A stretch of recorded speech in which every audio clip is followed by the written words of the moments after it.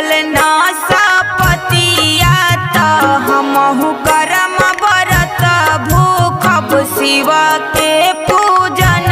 करब हो। ए भैया ले ले अइह नारियल नाशपतिया त हमहु करम व्रत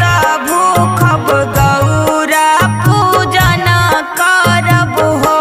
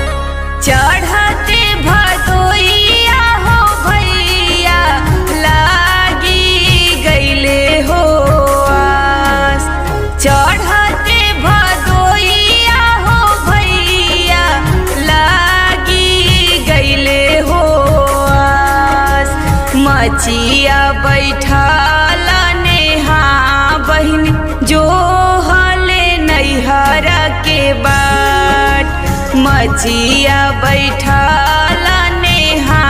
बहिनी जो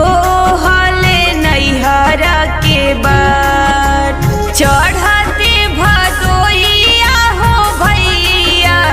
लागी गईले हो आस चढ़ते भदोइया हो भैया लागी गईले हो आस मचिया बैठल सोनिया बहिनी जो हले नैहरा के बाट मचिया बैठल सोनिया बहिनी जो हले नैहरा के बाट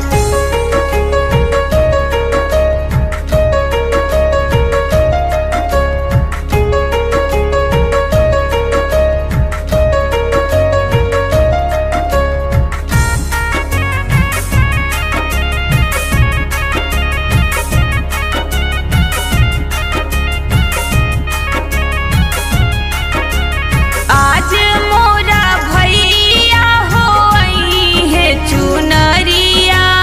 लइहे हो साथ आज मोरा भैया हो आई है खीरावा लइहे हो साथ जुग जुग जिया हो भैया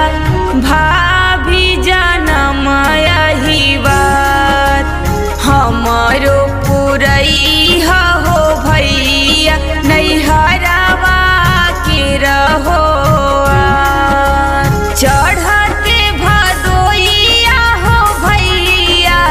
लागी गईले हो आस चढ़ते भदोइया हो भैया लागी गईले हो आस मचिया बैठल निभा बहिनी जो हले नैहरा के बाट मचिया बैठल निशा बहिनी जो हले नैहरा के बाट